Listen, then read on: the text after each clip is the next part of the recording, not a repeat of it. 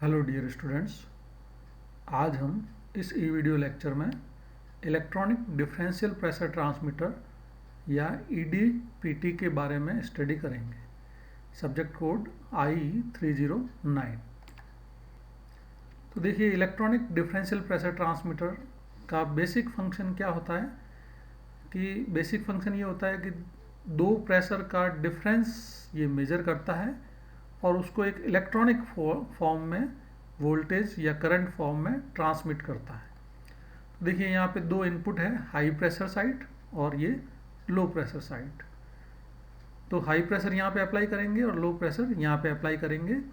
एक ये silicon fill fluid है जो कि दो नलियों के द्वारा एक सील्ड चैम्बर जिसमें कि एक डायफ्राम लगा हुआ है उसमें जाता है, और ये डायफ्राम एक तरह से सेंसिंग एलिमेंट का काम करता है। और इसमें जो फ्लूइड भरा हुआ है, ये सिलिकॉन फिल फ्लूइड, ये एक तरह से डाइलेक्ट्रिक का काम करता है। और ये डायफ्राम भी जो बीच में लगा हुआ है, तो एक तरह से ये दो कैपेसिटर बनाता है, C1 और C2। तो जब भी प्रेशर डिफरेंस अप्लाई होगा, हाई प्रेशर और लो प्रेशर, क्योंकि हाई प्रेशर और लो प्रेशर में डेफिनेटली डिफरेंशियल प्रेशर जनरेट होगा, और ये प्रेशर जब डायफ्राम को अप्लाई होगा तो डायफ्राम एक साइड में डिस्प्लेस्ड होगा प्रेशर डिफरेंस के कारण, और उसके कारण से कैपेसिटेंस C1 और C2 में वेरिएशन आएगा, क्योंकि C1 के कैपेसिटर के बीच की डिस्टेंस बढ़ेगी और C2 की घटेगी, जिसके कारण से कैपेसिटर दोनों चेंज होंगे, कैपेसिटर की वैल्यू चेंज होगी। और ये कैपेसिटर आगे एक ब्रिज, व्हीटस्टोन ब्रिज में लगे हुए होते हैं, जिसके कारण से व्हीटस्टोन ब्रिज जो है अनबैलेंस हो जाता है, और उस अनबैलेंस के कारण ये एक आउटपुट वोल्टेज या आउटपुट करंट जो है जनरेट करेगा आउटपुट सिग्नल की फॉर्म में। तो वो एक तरह से इंडिकेशन होगा डिफरेंशियल प्रेशर का। और यहाँ पे देखिए, ये आइसोलेटिंग डायफ्राम्स लगे हुए हैं, जिसके कारण से जो सीलिंग फ्लूइड है वो वर्किंग फ्लूइड के साथ में मिक्स नहीं होगा। तो इस तरह से ये सीलिंग जो है दिखाया गया यहाँ पे आइसोलेशन डायफ्राम है, जिसके कारण से वर्किंग फ्लूइड और सीलिंग फ्लूइड जो है आपस में कांटेक्ट में नहीं आएंगे। तो ये बेसिक डायग्राम है। इसके बाद में देखिए, डायफ्राम का जो डायग्राम है ये एनलार्ज फॉर्म में दिखाया गया है कि डायफ्राम है सेंसिंग डायफ्राम जो मूविंग प्लेट की फॉर्म में होता है। ये सिलिकॉन फिल फ्लूइड है जो कि डाइलेक्ट्रिक का काम करता है, और इस तरह से ये दो कैपेसिटर C1 और C2 दो कैपेसिटर बनाता है।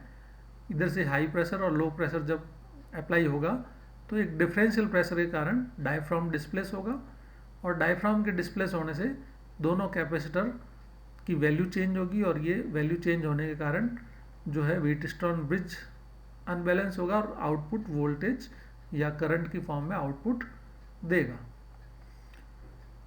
और ये देखिए, आइसोलेटिंग डायफ्राम दिखाए गए जो कि वर्किंग फ्लूइड और सीलिंग फ्लूइड को आपस में कांटेक्ट में नहीं आने देते।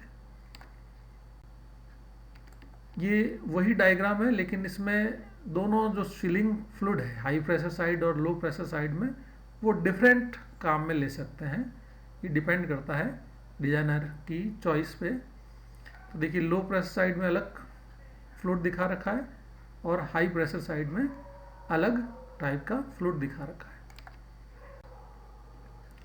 ये डायग्राम देखिए, थोड़ा सा इसमें डायफ्राम का जो मूवमेंट है उसके कारण से जो प्रेशर वेरिएशन होगा उसको एक माइक्रो कैपेसिटेंस सिलिकॉन सेंसर में अप्लाई किया गया है। तो ये एक तरह से एम्पलीफायर का काम करता है। इसमें इसका जो प्रेशर डिफरेंस जनरेट होगा, जो ओरिजिनल प्रेशर डिफरेंस P1 और P2 है, उसके कारण से एक इंटरनल प्रेशर डिफरेंस और जनरेट होगा, और वो फिर जो है माइक्रो कैपेसिटर सेंसर को जाएगा, और जिससे कि आउटपुट जनरेट होगा। तो एक तरह से ये बीच में एम्पलीफायर का भी काम करता है, जिसके कारण से जो है आउटपुट आपको ज़्यादा मिलेगा। तो आप ऐसा कह सकते हैं कि इसका रिजोल्यूशन जो है P1 minus P2 differential pressure sensing का रिजोल्यूशन जो है वो बढ़ जाएगा। ये देखिए, एप्लीकेशन दिखाई गई है जिसमें कि इलेक्ट्रॉनिक डिफरेंशियल प्रेशर ट्रांसमीटर को फ्लो मेजरमेंट के लिए काम में लिया जा रहा है। तो देखिए, इनडायरेक्टली डिफरेंशियल प्रेशर ट्रांसमीटर को आप फ्लो मेजरमेंट के लिए काम में ले सकते हैं, क्योंकि आपको पता है जब फ्लो मेजरमेंट करते हैं तो जो सेंसिंग एलिमेंट है जैसे ऑरिफिस प्लेट है या वेंचुरी ट्यूब है या और भी कोई सेंसर है, वो क्या करेगा, डिफरेंशियल प्रेशर जनरेट करेगा। और ये डिफरेंशियल प्रेशर हाई और लो प्रेशर की फॉर्म में डिफरेंशियल प्रेशर ट्रांसमीटर को अप्लाई होगा और ये डिफरेंशियल प्रेशर ट्रांसमीटर फिर 4 to 20 मिली एम्पीयर फॉर्म में करंट सिग्नल देगा या 0 से 10 वोल्ट के बीच में वोल्टेज सिग्नल देगा, जो कि अपन आगे मेजरमेंट के लिए या कंट्रोल पर्पज़ के लिए ट्रांसमिट कर सकते हैं। तो ये एप्लीकेशन है डिफरेंशियल प्रेशर ट्रांसमीटर की फ्लो मेजरमेंट के लिए। देखिए इस नेक्स्ट स्लाइड में डिफरेंशियल प्रेशर ट्रांसमीटर को कैलिब्रेट कैसे कर सकते हैं अपन, वो डायग्राम दिखाया गया है एक्सपेरिमेंटल सेटअप, जिसमें देखिए हाई प्रेशर साइड में अपन प्रेशर अप्लाई करेंगे, लो प्रेशर साइड को एटमॉस्फेयर में ओपन रख देंगे।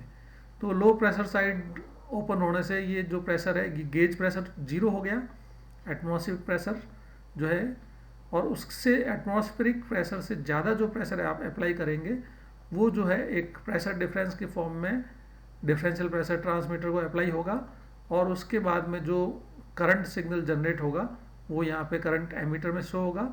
ये पावर सप्लाई और रेजिस्टेंस सीरीज में जोड़ दिए गए हैं जिससे कि आप इसमें पावर सप्लाई दे सकें और करंट फ्लो करेगा, जिसके कारण तो जब प्रेशर आप हाई प्रेशर 0 अप्लाई करेंगे मींस एटमॉस्फेरिक प्रेशर के बराबर अप्लाई करेंगे तो डिफरेंशियल प्रेशर 0 हो जाएगा और उस केस में यहाँ पे जो करंट होगा वो 4 मिली एम्पियर यानी कि मिनिमम मिलेगा आपको। और जब यहाँ पे हाईएस्ट प्रेशर आप अप्लाई कर देंगे जो डिफरेंशियल प्रेशर की रेंज है, तो क्या होगा, यहाँ पे हाईएस्ट डिफरेंशियल प्रेशर जनरेट होगा और यहाँ पे करंट जो है 20 मिली एम्पियर जनरेट होगा।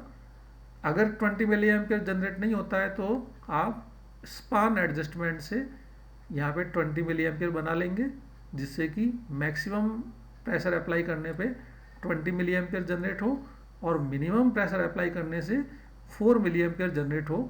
अगर नहीं होता है तो 0 एडजस्टमेंट से आप एडजस्ट करेंगे जिससे कि 4 मिली एम्पियर आ जाए। तो इस तरह से जो मैक्सिमम और मिनिमम करंट है 4 मिली एम्पियर मिनिमम करंट और 20 मिली एम्पियर मैक्सिमम करंट आपको मैक्सिमम प्रेशर डिफरेंस अप्लाई करने पे मिलना चाहिए। अगर नहीं मिलता है तो आप रिपीटेडली इसको 0 और स्पान एडजस्टमेंट को करते रहिए और जब मिल जाए तो इसका मतलब ये है कि अब ये डिफरेंशियल प्रेशर ट्रांसमीटर कैलिब्रेट हो गया है। तो कैलिब्रेट होने के बाद में ये एक्यूरेट जो है प्रेशर ट्रांसमिट करेगा, किसी भी differential pressure unknown differential pressure transmitter को एक्यूरेटली आगे ट्रांसमिट करेगा। देखिए यही डायग्राम थोड़े डिफरेंट फॉर्म में दिखाया गया है। वही आप प्रेशर अप्लाई करेंगे डिफरेंशियल प्रेशर ट्रांसमीटर को, लोअर साइड एटमॉस्फेयर में खुले रख देंगे, हायर साइड में प्रेशर मेजर भी कर लेंगे और आउटपुट करंट को आप 1 मिली एम्पियर मीटर से मेजर कर लेंगे और 0 और स्पान एडजस्टमेंट से एडजस्टमेंट करके आप इसको कैलिब्रेट कर लेंगे।